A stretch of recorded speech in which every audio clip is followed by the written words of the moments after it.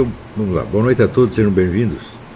Eu tenho aqui um aviso do Philippe Lesage, que de 3 a 5 de agosto vai ser realizado o terceiro encontro europeu dos alunos do Seminário de Filosofia, que ocorrerá no Seminário de Vilar, na cidade do Porto, Portugal. Inscrições na página do Facebook Seminário Europeu do Seminário de Filosofia, Seminário Europeu. Quaisquer dúvidas também vão na página do próprio Philippe Lesage, Lesage com S só. No encontro haverá um hangout comigo e exibição do filme Bonifácio, Fundador do Brasil. Além disso, o seminário contará com a participação do escritor e cientista político Jaime Nogueira Pinto, que muito nos honra. Então, vamos lá, gente. Então, no dia de 21 a 25 de agosto, eu estarei aqui pronunciando o curso Simbolismo e Ordem Cósmica. Talvez fosse mais oportuno dar a essa altura um curso sobre tema político, mas era este que eu estava pensando já faz tempo e eu não vou mudar agora.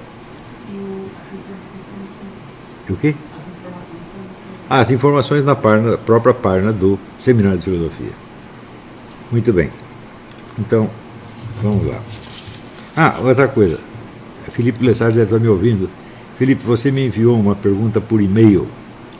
E eu não me lembro qual é a pergunta, mas me lembro que era interessante. Então, por favor, envie de novo hoje pelas perguntas do seminário, da aula, ok?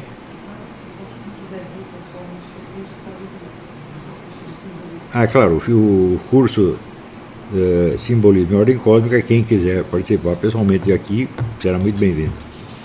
Muito bem. Então, vamos lá. Naturalmente, depois da última aula, e também daquela gravaçãozinha breve que eu fiz, a respeito da situação política no Brasil, surgiram muitas perguntas e eu desejaria esclarecer alguns pontos hoje. Em primeiro lugar, tudo o que eu escrevi sobre a situação política do Brasil nasceu de um plano de longo prazo que eu concebi no começo dos anos 90, com o objetivo explícito de quebrar a hegemonia cultural e intelectual da esquerda, que já estava se tornando uma coisa opressiva e intolerável. É claro que ter calculado isso e ter realizado isso ao longo de 20 anos já é uma obra de engenharia suficientemente complicada, e é claro que eu não poderia, além desse ponto, prever desenvolvimentos posteriores. Como é que, uma vez quebrada essa hegemonia, o que iria suceder em seguida? Bom, eu podia especular, mas certamente não podia prever. Então, a primeira coisa que aconteceu foi que os efeitos políticos foram muito mais rápidos do que eu esperava. E, sendo muito mais rápidos, os seus protagonistas foram todas pessoas totalmente despreparadas, a coisa toda foi amadorística, e hoje nós temos aí a situação em que, após termos escolhido um excelente candidato para presidente da República, não temos nem ideia de como ele vai compor uma equipe. Ou seja, não há pessoas suficientes para dar respaldo ao presidente da República. É uma situação absolutamente ridícula, mas é o que nós chegamos. Lançamos um candidato, alguém lançou, eu não lancei coisa nenhuma, né? Mas o candidato é bom, né? Muito popular, e ele tem, até o momento, ele tem um ministro da Economia, não tem sequer um vice-presidente. Quer dizer, é um negócio catastrófico. Como é que chegamos nisso? Chegamos pelo fato de que todo mundo se concentrou na figura simbólica de um presidente da República.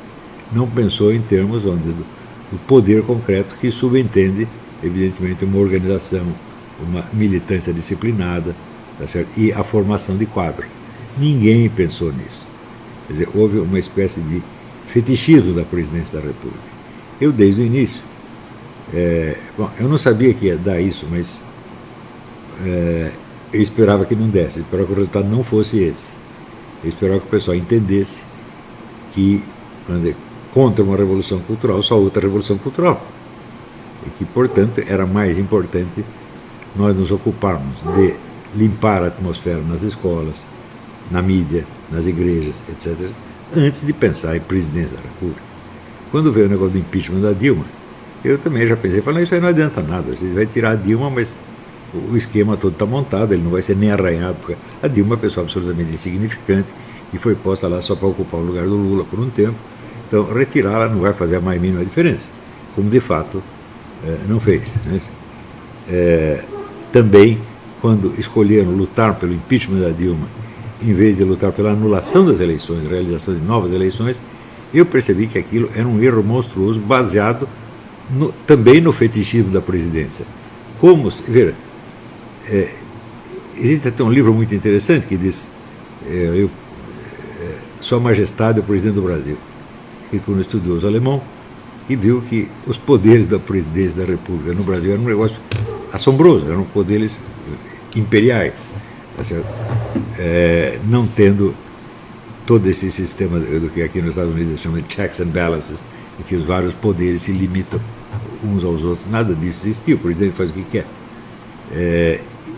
Isto, e pelo fato de nós termos tido uma longa ditadura de Getúlio Vargas, que é uma ditadura baseada no poder e no atrativo pessoal do presidente, isso aí impregnou a presidência da República de uma aura mágica. As pessoas têm a impressão que você mudando o presidente você vai mudar tudo. Isso simplesmente não é assim. Não é isso? O presidente pode ter, vamos dizer, miticamente poderes ilimitados, mas na prática é muito fácil você destruir um presidente. Como? Destruiu o Jânio Quadros, destruiu o Fernando Collor, e se destruiu a própria Dilma. Tudo isso foi, como dizer, o presidente brasileiro é muito poderoso, mas tem pés de barro, é fácil derrubá-lo. Mais ainda, se houver contra ele uma resistência muito grande da parte da elite da sociedade civil. O que é a elite da sociedade civil? É empresariado, é bancos, é mídia, né? São as pessoas importantes, o beautiful people todo, que de fato está contra o Bolsonaro quase que 100%. Tá certo? Então o homem assume, se vencer a presidência, ele assume sem equipe e com uma resistência fantástica em torno, e nenhuma militância organizada para lhe dar respaldo. Eu digo, como é que conseguiram fazer isso? Eu digo, olha, o Bolsonaro é um candidato muito bom, talvez o melhor que tenha aparecido. Nunca apareceu um candidato tão popular como ele. Mas elegê-lo assim é, de certo modo, torrá-lo, né? Fazer dele um frango de vitrine, né? Ficar lá rodando, né? E os cachorros aqui embaixo esperando para comê-lo. Tudo isto mostra assim, a reação intelectual ao que eu ensinei foi mais lenta do que a reação política. Eu sempre pedi aos meus alunos, olha, vocês se abstenham de opinar em política, vocês façam um voto de abstinência em matéria de opinião e se preparem, estudem, até ficar muito fortes. Alguns fizeram isso, e hoje eu tenho uma meia dúzia de alunos, do qual certamente eu me orgulho ao ver o trabalho que eles estão fazendo. Mas a impregnação, vamos dizer, desse estímulo meu na esfera política foi muito rápida e muito sem retaguarda. Se me perguntar o que fazer agora, eu respondo sinceramente, eu não sei. Nós temos aí um fato consumado, né? Para reverter isso eu precisaria talvez de outros 20 anos. Quando eu fiz essa gravação a respeito do STF, dizendo que eles estão preparando um golpe por uma questão de meses, e que eu nem vejo como reverter isso aí, há pessoas, amigos meus, que acreditam que através da pressão popular nós podemos fazer isso. Por exemplo, esses juízes estão assanhadíssimos para aprovar o aborto, contrariando as leis e a vontade expressa do povo. Não é isso? Então, de certo modo, impor o seu poder de uma maneira totalmente arbitrária, né? Mas baseada em toda uma filosofia legal que eles tiraram em parte do Ronald Walker, em parte do Robert Alexie, em parte do John Rawls, etc. E nós estamos despreparados para enfrentar isso. Eu não acredito que nem mesmo a pressão popular possa demovê-los desse intuito, porque a pressão popular, se baseada apenas numa massa amorfa, colhida assim às pressas, ela não tem constância, gente. Quanto tempo a massa amorfa pode ficar nas ruas? 2 dias, 3 dias? Depois de 3 dias, eles têm que voltar para o trabalho, eles têm que fazer alguma coisa. Então, não há militância organizada e a massa amorfa, ela aparenta um poder muito grande na hora, mas é um poder de curta duração, dura um dia, 2, é assim, é como uma festa de carnaval, tá? Acabou. Então, não haverem tentado sequer organizar a massa e disciplinar a militância, é claro que é um erro bárbaro. Mas como é que eu vou explicar isso para pessoas que estão em cima do palanque já pensando em se candidatar a vereador e deputado no dia seguinte? Não é possível parar essa ambição vulgar, boba, tá certo? Que na verdade é assim, são pessoas que ambicionam menos do que eu desejaria que elas tivessem. Se eu estou ali pensando que elas vão ser líderes de um grande movimento que vai mudar o curso da história, eu não, o sujeito só quer ser vereador, quer ser deputado, pelo meu Deus, eu não avisou antes. Eu jamais perderia tempo com esse tipo de pessoa. Então, a capacidade brasileira de optar pelo pequeno, pelo insignificante, pelo mesquinho e desprezar tudo que é grande é um negócio impressionante. Eu já observei, quando eu cito aquela frase do Hugo von Hofmannsthal, que nada está na política de um país que primeiro não esteja na sua literatura, apliquem isso à seguinte consideração: na nossa literatura não há personagens grandes, personagens grandiosos, nem no bem nem no mal. Não há santos, não há heróis e não há monstros. Só há pessoas medíocres, do medíocre para baixo. Em geral, as histórias vêm naquilo que Aristóteles e o Northrop Frye chamariam o gênero irônico, quer dizer, um personagem que está abaixo da situação. Ele nem sequer compreende a situação na qual ele está metido. Ele é um coitado, como Policarpo Quaresma, por exemplo, né? É um sujeito que tem umas ideias, é patriota. Policarpo Quaresma me lembra muito de pessoa intervencionista, né? Ele tem excelentes intenções, mas ele não entende absolutamente nada do que está acontecendo. E ele se ferra patrioticamente de verde e amarelo, né? Então, os outros personagens também, o Isaías, do Olival Barreto também, são os coitadinhos, né?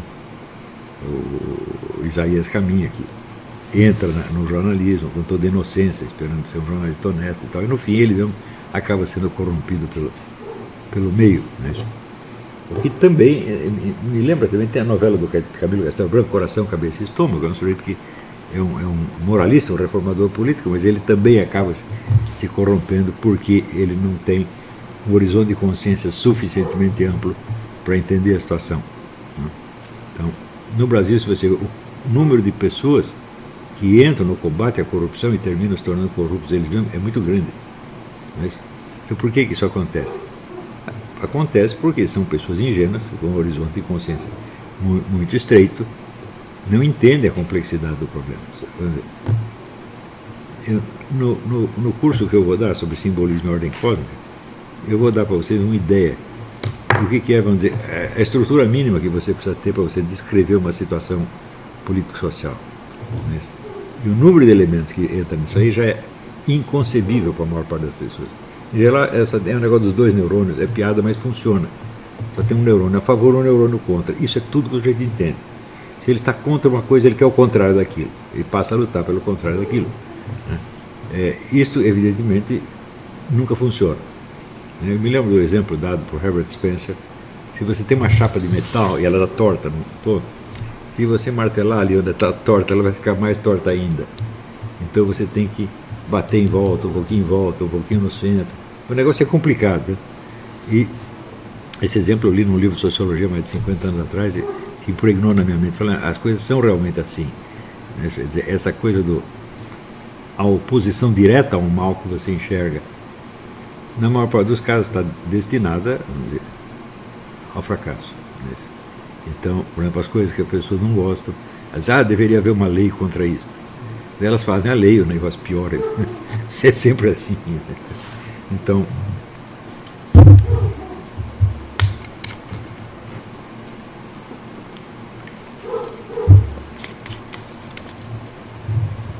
também, vamos dizer, a incapacidade de relacionar uma coisa com outra, por exemplo, de relacionar, vamos dizer, o fator educacional com a criminalidade. As pessoas acham que a educação por si, ela é um fator de humanização. Não é. Porque você veja, a criminalidade aumentou muito depois que no governo militar o governo abriu vagas para todo mundo na escola. Na época havia uma tremenda falta de vagas.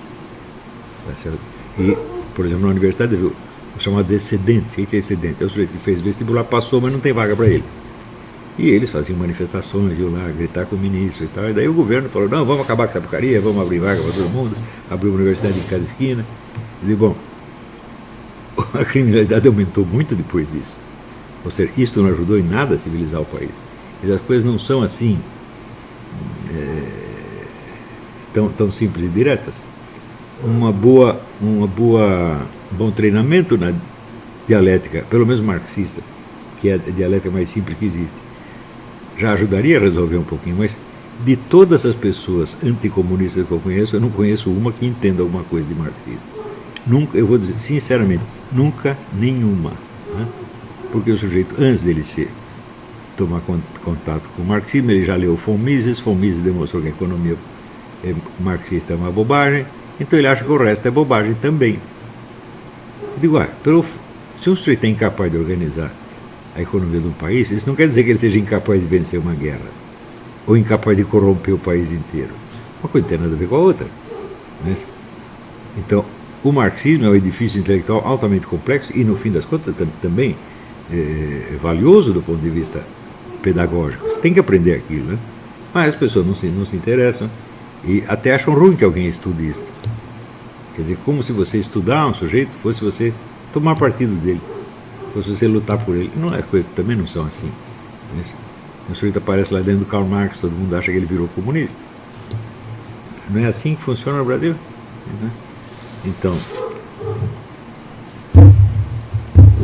o famoso contra e a favor, os dois neurônios,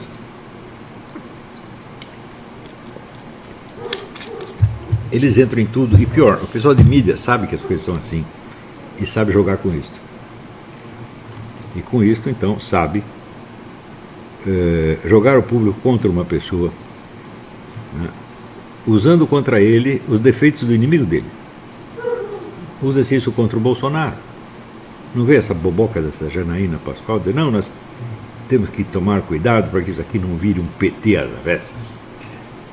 Eu digo, mas de onde você tirou esse paralelismo, esse equivalentismo? Né? Eu não vi nenhum grupo bolsonariano, né, impedindo pessoas de fazer curso universitário, impedindo as pessoas de passar filme, né, agredindo as pessoas na rua. Não vi ninguém fazer isso. Você já viu assim, bolsonarianos invadiram uma fazenda, tocaram fogo tudo, mataram as vacas? Nunca fizeram isso. Né? Os bolsonarianos faziam a campanha de, como é que se diz, de massacre de reputação, eu nunca vi isso fazerem isso. Então, qual é o paralelismo? O paralelismo é apenas verbal.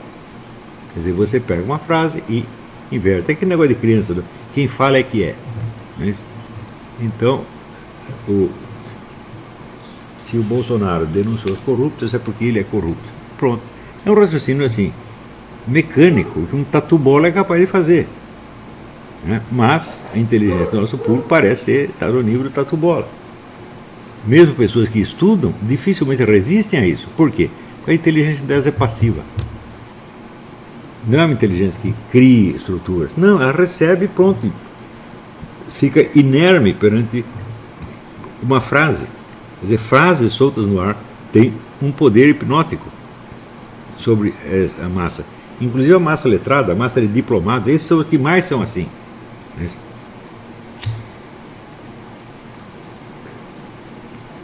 Então, eu sempre pensei, nós precisamos fazer um longo trabalho de formação de uma nova intelectualidade. Esse trabalho está sendo feito, ele está em curso, pior, ele está dando certo. Mas o problema é que nós não temos o número suficiente de pessoas.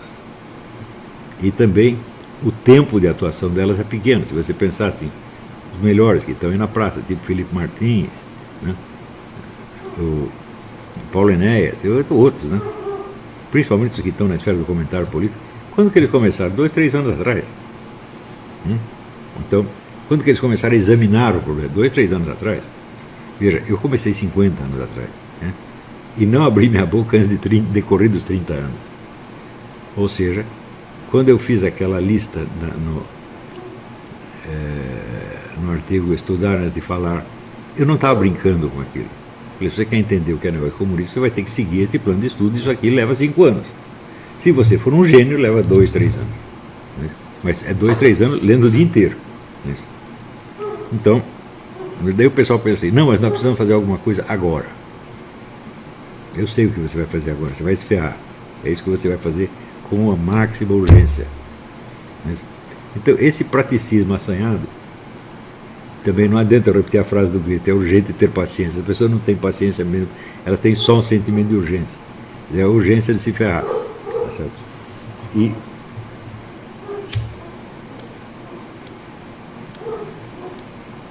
desde que surgiu a tal direita brasileira, o número de oportunidades perdidas é enorme. Você vê, por exemplo, por que o pessoal apostou tanto em intervenção militar? Porque eles não pararam para pensar o que é uma intervenção militar. E eles não pararam para pensar o que aconteceu em 64. Em 64, os militares tomaram o poder, botaram o país em ordem. Não aconteceu nada disso, meu Deus do céu. Além de eu estar lá e ter assistido tudo isto, eu estudei muito depois. E eu vi que, em primeiro lugar, o que aconteceu em 64 não foi nenhum movimento militar, foi um movimento civil enorme, apoiado por toda a classe dominante. Exatamente o contrário do que nós temos hoje. Quer dizer, se houvesse uma intervenção militar hoje, ela seria contra a opinião dominante nas altas esferas. Ela seria contra toda a elite. Né? E esses militares eles seriam fritados em uma semana. Não só no Brasil, mas no mundo inteiro. Em 64 já houve reação em Londres, em Paris, etc., contra, né, a presença de militares na liderança do movimento. Né? Eu lembro que até eles mandaram o Carlos Lacerda para Paris para ele se explicar lá. Né? E esses caras são muito ingratos. Né? Primeiro pede para o Carlos Lacerda limpar sua barra e depois acabam com a carreira dele. Então, hoje, essa reação seria muito maior no mundo inteiro. Mesmo porque hoje você tem uma coisa que na época você não tinha, que é a mídia coordenada. A mídia mundial, a mídia ocidental inteira, está coordenada em torno de um decálogo que é, assim, mandamento divino. Ninguém pode ser contra, por exemplo, ninguém pode ser contra casamento gay, ninguém pode ser contra o feminismo. Isso é a mídia inteira. Né? Então, essa união não é só uma união de ideias. Essas empresas, elas se fundiram umas com as outras. Grupos bilionários compraram 20, 30, 200 órgãos de mídia, né, e unificaram tudo. Então, como é que meia dúzia de milico brasileiro vai vencer isso tudo? Mas não é possível. Você viu o que aconteceu em Honduras. Em Honduras eles ofereceram uma brava resistência à nova ordem mundial. No dia seguinte, a nova ordem mundial botou quem queria na presidência. Então foi assim, uma demonstração de heroísmo absolutamente inútil. Isso pode acontecer de novo, ou seja, qualquer país que se atreva a agir de maneira mais ou menos independente tem que ser muito esperto, gente. Tem que ter, vamos dizer, pelo menos uma compreensão total desse esquema de governo global que está aí. Ora, no Brasil, até 2, 3 anos atrás, que a gente se falava em governo global, eles davam risada. Não acreditavam que existia. Falava em globalismo, não teve aquele idiota do Paulo Roberto de Almeida. Esse negócio de globalismo não existe. Né? Porque, claro, o senhor está gaga, está na cara. Tá certo? Ele não era, nem sempre foi burro assim, ficou burro. Né? Mas é um sujeito que, pelo seu posto e pelos estudos anteriores, tem obrigação de entender o que está acontecendo. Mas é o tal negócio. Pessoas que só ligam para as fontes oficiais, elas têm esse pequeno problema. O que elas estão recebendo é exatamente a quantidade, o tipo de informação necessário para lhe servir a nova ordem mundial. Tudo é calculado para isso. Né?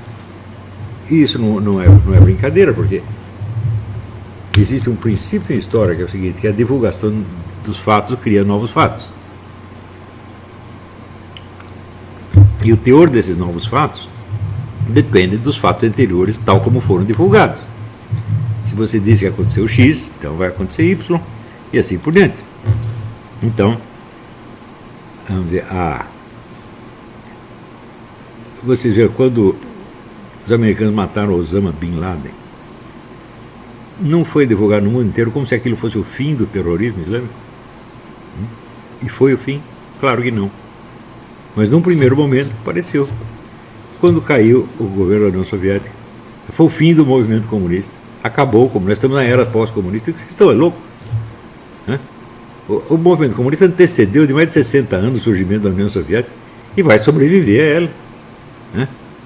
Então, Este princípio, eu outro dia ouvindo o William Wack, diz que eu nunca dei importância ao Foro de São Paulo, porque o Foro de São Paulo não tem o respaldo de nenhuma nação poderosa. Da onde ele tirou esse raciocínio? Do princípio dominante nos estudos de política internacional, que é de que os agentes fundamentais do processo político no mundo são as nações, ou os estados nacionais. O que é um princípio absolutamente falso, né? Você não pode esquecer que os estados nacionais só passaram a existir depois de uma certa época, não é isso? E eles não se formam sozinhos, você tem que ter, vamos dizer, grupos e organizações por trás deles. Por exemplo, as famílias dinásticas, né? O Estado Nacional se forma porque uma família dinástica consegue dominar as outras, tá certo? Senão não acontece isso. No tempo em que, vamos dizer, as várias famílias de nobres tinham um poder mais ou menos equivalente, não havia os Estados Nacionais, havia o feudalismo. Para que haja um Estado Nacional, é necessário que uma dessas famílias tenha um poder tão maior do que os outros, que os outros não deixam de ser seus pares e começam a ser seus súditos. Senão isso não acontece.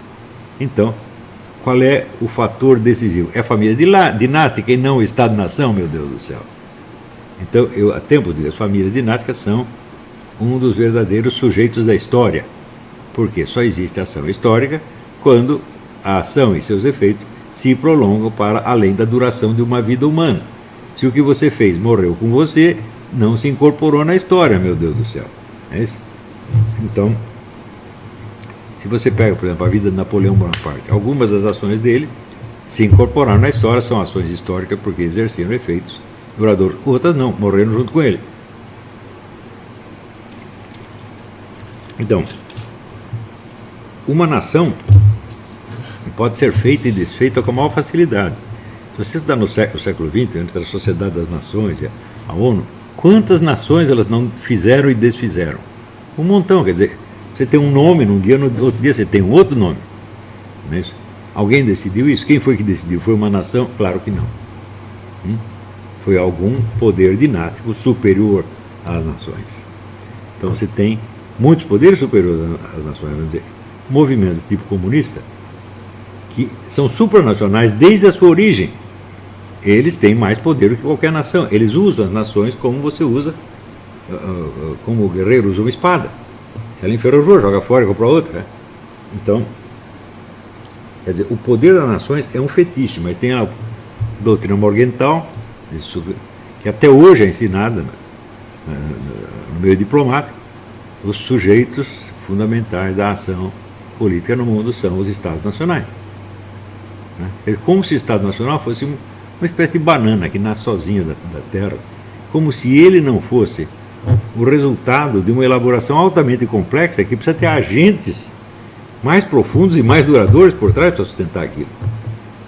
Se você pensar assim, bom, de onde surgiu a nação americana? Não? Pensa bem, estuda e você vai ver. Então, são famílias dinásticas, famílias antigas de proprietários de terras, que existiam desde muito antes da Revolução Americana. E elas se juntaram e ofereceram resistência aqui a um outro grupo de famílias dinásticas que vinha da Inglaterra. Então, de novo, a família dinástica é um elemento fundamental da história. Pouco importa o regime político que você tem, vai ser sempre assim. Né? Então, porque a ação histórica demanda a continuidade ao longo de muitas gerações. Então, a família tem a continuidade biológica, tá certo? E os filhos são educados pelos pais, a cabeça deles é feita pelos pais. Mesmo que haja uma certa rebeldia juvenil, que é um fenômeno recente na história, recente e artificial, ainda assim a influência dos pais é poderosa. Né? E quantos rebeldes vão renunciar à fortuna dos pais só porque são rebeldes? Um ou dois, a maioria são rebeldes, mas dá o dinheiro aí, embolsa o dinheiro, né? O dinheiro, o poder, etc, etc. Você está aí o Ciro Gomes. O que é o Ciro Gomes? Né? É o resultado da família dinástica. Ele parece ser o sujeito, não, ele é o revolucionário, ele vai quebrar tudo. Não vai nada, meu filho, ele vai continuar a ação da família dele. Né? Então, não levar essas coisas em conta parece que simplifica a guerra, mas simplifica na base da paralaxe cognitiva. O que é a paralaxe cognitiva? Você tem uma construção mental aqui, uma construção teórica aqui, e você tem a experiência real ali. A Wikipédia errou monstruosamente. Ela define, né, a paralaxe cognitiva dessa maneira que eu acabei de dizer, mas ela acrescenta divergência entre teoria e prática. Fala, claro que não. Divergência de teoria e prática é uma coisa completamente diferente da paralaxe cognitiva. Porque se existe uma paralaxe cognitiva, a ação prática segue o que? A construção teórica. Então ela também se desvia da realidade. Quer dizer, a construção teórica está fora da realidade, a ação prática também paira acima da realidade e, portanto, não há certo resultado. Se ela promete ter um resultado, ela tem outro, completamente diferente, que escapa totalmente ao controle dos seus líderes, dos seus mentores. Eu dei esse exemplo nas aulas que eu estava dando lá sobre Nova Era 68 e sobre a sua origem remota em Karl Marx. Por que o sistema marxista acabou virando a ditadura dos intelectuais? Né? Porque isso, sem que Marx percebesse, a superioridade dos intelectuais sobre os proletários já estava dada na sua teoria desde o início. Ele não fala disso, ele apenas raciocina a partir dessa premissa sem declará-la, e ele mesmo não percebe que tem essa premissa embaixo. Né? Então, toda a ação do movimento comunista é um grupo de intelectuais oprimindo e explorando o proletariado. O que é a nomenclatura? É um bando de intelectuais, letrados, que fazem e acontecem, e dizem que estão fazendo tudo em nome do proletariado, mas é só em nome, o proletariado não está lá. Tá certo? Então, isso é a paralaxe cognitiva, não tem nada a ver com divergência de teoria e prática. A prática é coerente com a teoria. Se ela não fosse, então seria possível que a prática corrigisse a teoria errada. Mas não acontece, a prática agrava ainda. A prática segue tão bem a teoria que ainda agrava o seu afastamento em relação à realidade. Né? Então, é mais fácil você repetir como um papagaio, paralaxe cognitiva, e aplicar isso a tudo quanto é lugar. Né? Até a velha dos gatos fez isso, a Janaína Pascoal fez isso, todo mundo. Ele inventou esse negócio, vamos usar. Paralaxe cognitiva, assim, paralaxe cognitiva, argumento ad hominem, analfabeto funcional. Quer dizer, é uma papagaiada, gente. Né? As pessoas usam as coisas assim para impressionar a plateia. Quer dizer, eles estão brincando com a vida, pô, você não está entendendo? Se você faz as coisas assim, tudo para você é teatrinho. E o resultado que você vai obter, tudo teatrinho também. Isso quer dizer que entra ano, sai ano, os problemas vão ser os mesmos e vão se agravar. E quanto mais você fala, menos você consegue agir.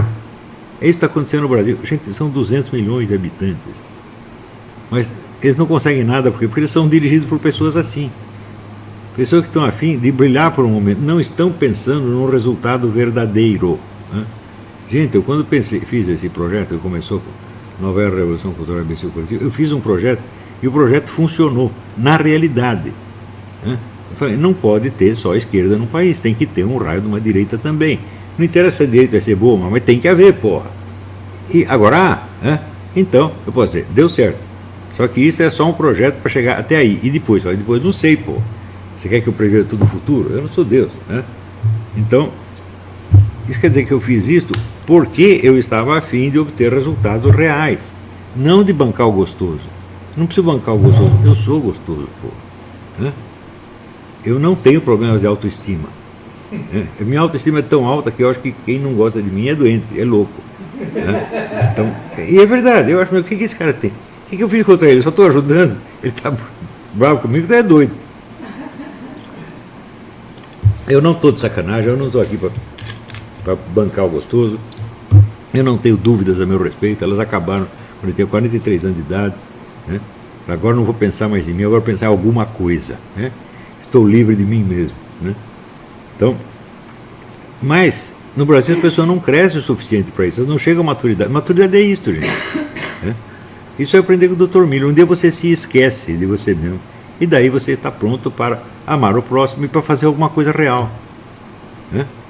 Então, as coisas que eu inventei eram reais e foram feitas do amor ao próximo, e por isso mesmo funcionaram. Agora, não posso toda hora estar inventando uma nova e fazer de novo, eu inventar outro projeto para 20 anos, mais 20 anos. Não dá para fazer isso, gente. Vocês têm que pegar um negócio no ponto que eu deixei e continuar com o mesmo espírito. Né? Assim, um espírito realmente científico. Não, existe a realidade, existe uma estrutura da realidade, apreendê-la não é fácil, a gente tem que, em primeiro lugar, desenvolver a imaginação. Como se desenvolve a imaginação? Lendo muita literatura, conhecendo muitas historinhas, e tendo uma linguagem suficiente para expressar as situações mais esdrúxulas que você possa imaginar. Só assim que você faz. Depois de você fazer isso, bom, daí você estuda ciência social, filosofia, etc. Mas se fizer ao contrário, você vai ter o seguinte problema. Nas ciências naturais e sociais, as palavras têm um significado unívoco, estável e permanente. Então, se você aprende ali, o seu vocabulário é todo feito de correspondências biunívocas. Você não tem flexibilidade. Então você só vai entender aquilo que se enquadra naquilo que a sua maldita ciência já explicou anteriormente. Então, só o treinamento literário dá para você a flexibilidade, porque na literatura, cada palavra, cada vez que ela é escrita, ela significa uma coisa um pouquinho diferente. E é isso que você tem que pegar. Então, somente treinada nisso aqui está apta a lidar com a realidade das coisas.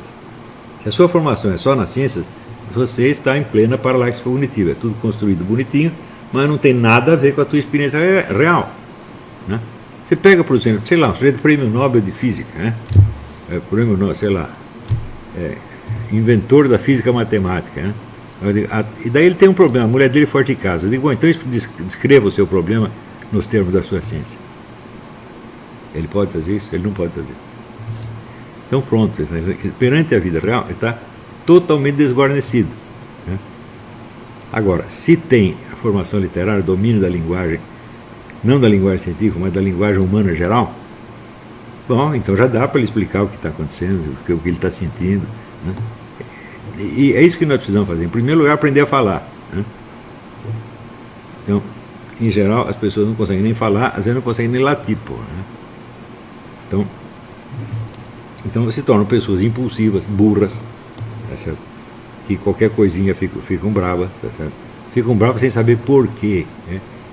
Eu conheço gente que tem raiva de mim e não sabe nem porquê. Se teve alguma coisa que eu falei, ele não entendeu, se sentiu complexado. Eu odeio esse cara, tenho nojo dele. Isso é tudo louco. Então,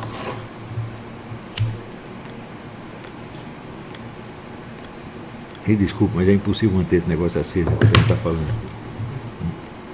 Não sei, tem gente que consegue ou não. Então,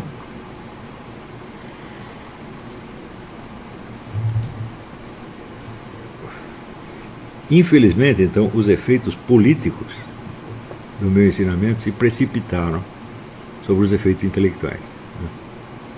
Então, não conseguimos formar sequer a elite intelectual que eu falei, porque a elite...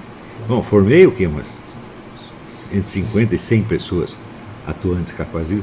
O que num país de 200 milhões de habitantes tem 50 pessoas, está brincando? Nós precisaríamos ter, sei lá, 10 mil intelectuais capacitados.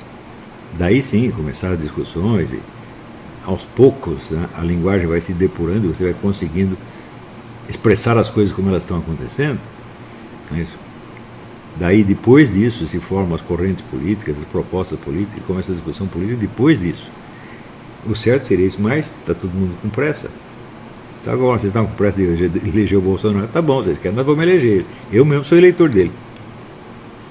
Mas é o tal negócio, ele não tem nem gente com a qual preencher os cargos de governo. Não tem nem gente para preencher a chapa, meu Deus do céu. Olha o que aconteceu. Porque todo mundo se pegou no negócio. Não, elegeu o Bolsonaro, elegeu o Bolsonaro. Uns querem eleger o Bolsonaro, outros querem golpe militar. Eu falei, nenhuma das duas coisas resolve o problema.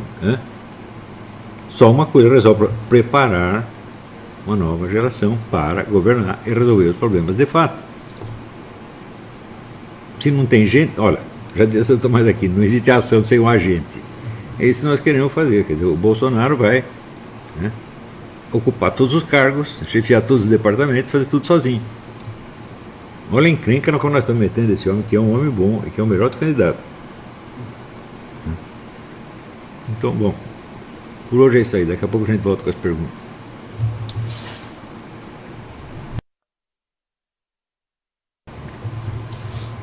Então vamos lá. Tem várias perguntas aqui que tocam no mesmo ponto, que é quando eu enfatizo a importância da educação literária.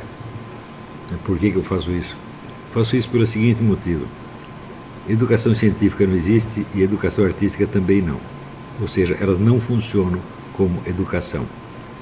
A educação científica só lhe vai dar o domínio de um número pequeno de problemas já definidos e já recortados pela ciência respectiva, com abordagens que não são aplicáveis a outros domínios. Então você vai ficar restrito àquele ponto. E quanto à educação artística, por exemplo, você por que Deus diz no princípio era o verbo e não no princípio era o som ou no princípio eram os números? Ele não diz nada disso, né? Então o princípio era o verbo. Por quê? É só a palavra que tem o poder de apreender e expressar a realidade. O resto expressa apenas impressões subjetivas. Por exemplo, se você tem uma situação humana qualquer, descreva em música. Você descreve em música e cada um vai entender de um jeito completamente diferente. Uma coisa não tem nada a ver com a outra. A famosa ideia do poema sinfônico. Se ele faz um poema sinfônico sobre um gato brincando com a bolinha, você tem a impressão que ele está descrevendo uma guerra. É sempre assim, né? Por outro lado, um quadro, bom, o quadro pode ser muito expressivo, mas o quadro não fala, ele tem que ser transformado em linguagem para você o entender. Tá certo? Então, na verdade, só existe uma educação, a educação da palavra, a educação da linguagem. Portanto, é o que nós chamamos de educação literária. É só isso que é realmente educação. O resto são complementos, são reforços que você vai dar.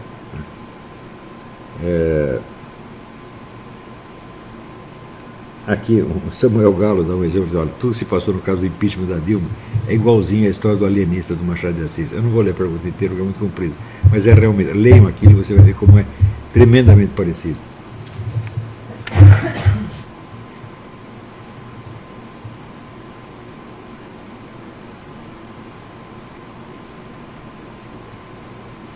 Também, existem muitas perguntas. Assim, não seria melhor mudar esse artigo da Constituição, escrever uma nova Constituição, mudar esta lei, mudar aquela... Aí vocês estão falando assim, de solução de problemas específicos que são padecidos pelo Brasil como um todo. Mas o nosso problema não é nenhum desses. O nosso problema é o seguinte, quem vai fazer isso? Só existe um problema, quem está no poder. O resto é secundário. E esse problema eu não vejo ninguém tratando. Pessoas que vêm, por exemplo, com novos projetos de Constituição, eu digo, está muito bonito, mas quem vai impor essa Constituição? Então, não esqueça o seguinte, a política é o poder, a política é os meios de conquista e de utilização do poder. E parece que as pessoas não entendem isso. Elas entendem só o poder como, vamos dizer, a estrutura já estabelecida do Estado. Mas se você está lidando com isso, então você já está submetendo essa mesma estrutura. Você vai fazer as mesmas coisas de novo, pelas mesmas maneiras, para você obter os mesmos resultados, né?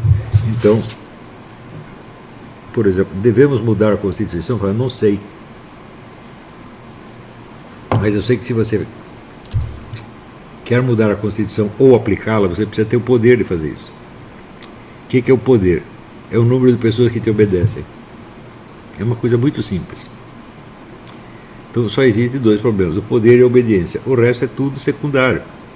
E parece que no Brasil está muito difícil entender isto.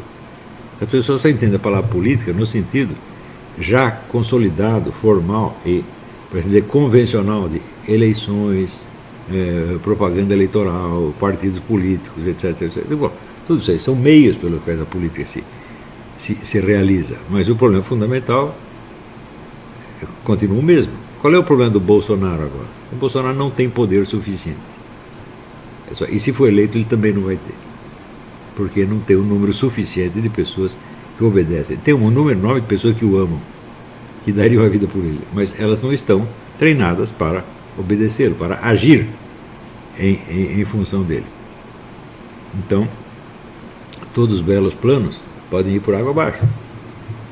Ou começamos a entender isso aí, né? Então, por exemplo, as discussões entre política, economia liberal, economia socialista. Você pode ganhar 1 milhão de debates sobre política, sobre economia liberal, mas se é o socialista que está no poder, vai valer a opção dele, não a sua, por mais certa que esteja a sua. Não adianta você ter razão em abstrato se você não tem o esquema de poder na mão. Então, na verdade, a única disputa de poder que existiu do Brasil nos últimos 30 anos foi a disputa de poder sobre o aparato cultural e intelectual. A briga entre eu e a esquerda. Foi só isso que aconteceu. O resto não aconteceu. Né? Eu ganhei a briga parcialmente, não ganhei tudo. Porque intelectualmente, antes eles tinham o monopólio das ideias em circulação. Todas as ideias tinham até que se formular na linguagem deles, porque não havia outra. Isso hoje acabou. Certo? Mas eles ainda têm o domínio do aparato oficial, aparato institucional, etc, etc. Então eu digo, bom, a briga não está ganha. Isso aí vai mais 20 anos pela frente. E esse é o problema. O problema não é, nós precisamos de regime presidencialista ou parlamentarista, precisamos de uma Constituição assim, ou assado, precisamos de economia socialista ou liberal. Nós precisamos ter o poder de fazer o que a gente quer fazer. É só este o problema. Agora, a esquerda entende isso. Sempre entendeu isso. Portanto, a esquerda nunca é apegada à sua própria fórmula ideológica. Ela troca de fórmula ideológica quando é preciso para conquistar ou manter o poder. E o pessoal da direita, que é novo, que não tem experiência nisso, está levando muito a sério essas discussões ideológicas e jurídicas, etc. Então, por exemplo, esses homens todos do STF. Eu digo, bom, se você quer uma solução jurídica, vai terminar na mão deles, eles vão resolver do jeito que quiser. Então a solução não pode ser jurídica. O que mais você pode, que outros meios você pode fazer? Ou você pode assustá-los. Né? Você pode quebrar a autoconfiança deles. Isso não tem lei que proíba você fazer isso. Né? Por exemplo, desmoralizá-los através, como eu, método olaviano. Você lá pega as referências culturais deles e mostra, isso aqui é um bando de jumento, você está se prosternando diante de jumento, você é um jumento pior ainda. Né? Fiz isso com muita gente da esquerda, eles perderam a autoconfiança, acabaram deixando de ser esquerdista. Né? Esses caras da Suprema Corte, eles não são superiores a ninguém. São seres humanos como quaisquer outros, eles têm a mesma insegurança de todo mundo. Não é isso? Então você pode tirar a segurança deles por esse meio, pode tirar pelo meio da desmoralização, onde quer que você vê o sujeito num restaurante, num aeroporto, num ponto de ônibus, você xinga o camarada, despreza. Né? O método dílmico, Dilma vai tomar no cu. Tem todos esses meios. Né? Isso é real disputa de poder. Entendeu? E evidentemente, se uma massa xinga um juiz da Suprema Corte, ele não pode mandar prender todos. Agora, se um sozinho fizer, bom. Então, 100 no mínimo. É assim, você pode desmoralizar o camarada, fazer ele perder a sua força psicológica. E afinal de contas, o cargo por si não age. Se o sujeito não tiver a força psicológica interior para ele se impor, não adianta ele ter o cargo. Você viu o Collor. O que aconteceu com o Collor? Onde o Collor perdeu? Ele perdeu a força interior. Mas ele tinha o cargo ainda, tinha caneta, tinha tudo, não sabia usar. Então aí caiu. Esses juízes é a mesma coisa. Se você os desmoralizar, eles não podem fazer nada. Mas você não pode desmoralizar com a história da carochinha, com mentirinha idiota, espalhando fofoca. Não é assim, gente. Você tem que agir baseado na verdade. Né? Porque a verdade você não precisa inventar. A verdade ela está aí no dia seguinte, de novo, de novo, de novo. A mentira você tem que inventar outra todo dia. Né? Tem pessoal que acha muito esperto você espalhar fake news para desmoralizar o seu adversário. Fala, estamos desmoralizando. Gente, mais fake news do que espalham contra mim. Né? E funciona? Nunca funcionou e não vai funcionar. Né? Principalmente se as fake news forem em número excessivo. Uma ou duas fake news pode pegar, 1000 não pega. Né? E quanto mais os caras inventam contra mim, mais seguidores eu tenho na minha página, mais leitores eu tenho. É assim que as coisas são. Agora, sempre aparece aquele esperto, aquele Luciano Aimeuanos, que acha que espalhar fake news vai acabar com o cara. Não vai acabar com o espalhador de mentira, pô. Não, olha, pense, Napoleão tem a razão, ele diz, entre a esperteza e a força sempre ganha. Né? Vocês têm que ser fortes, não é espertinhos. Tá bom? Bom, eu vou parar por aqui porque eu estou meio cansado.